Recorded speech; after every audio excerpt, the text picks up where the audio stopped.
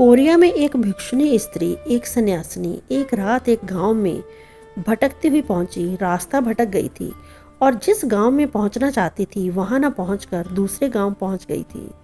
उसने जाकर एक घर का दरवाजा खटखटाया। आधी रात थी। दरवाजा खुला, लेकिन उस गांव के लोग दूसरे धर्म को मानते थे और वह भिक्षुणी दूसरे धर्म की थी। उस दरवाजे के मालिक ने दरवाजा बंद कर लिया और कहा, देवी, ये द्वार तुम्हारे लिए नहीं है। हम इस धर्म को नहीं मानते। तुम कहीं और खोज कर लो। और उसने चलते वक्त ये भी कहा कि इस गांव में शायद ही कोई दरवाजा तुम्हारे लिए खुले, क्योंकि इस गांव के लोग दूसरे धर्म को मानते हैं। तुम यहाँ से चले जाओ।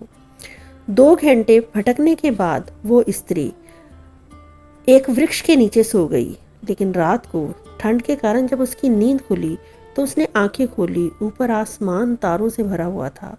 उस पेड़ पर फूल खिल गए हैं और रात के खिलने वाले फूल, उसकी सुगंध चारों तरफ फैल रही है। पेड़ के फूल चटक रहे हैं, आवाज आ रही है और फूल खिलते जा रहे हैं।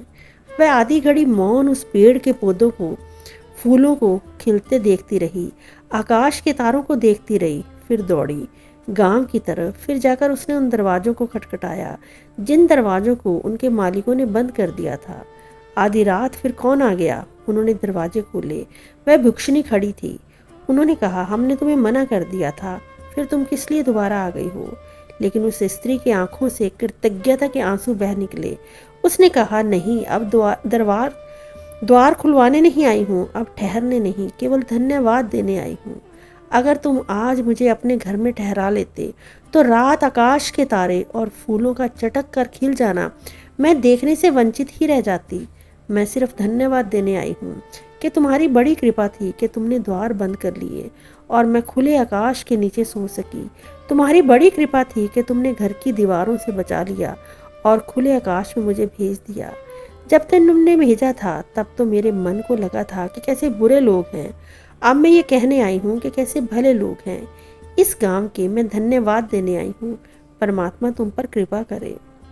जैसे तुमने मुझे एक अनुभव की रात दे दी, जो आनंद मैंने आज जाना, जो फूल मैंने आज खिलते हुए देखे, जैसे मेरे भीतर भी कोई चटक गई हो और खिल गई हो कोई कली, जैसे आज अकेली रात में आकाश के तारे देखे हैं, जैसे मेरे भीतर ही कोई आकाश स्पष्ट हो गया हो और तारे खिल गए हों, मैं उसके लिए धन्यवाद देनी हूँ। भले लोग हैं आप सब, आप सबके गांव।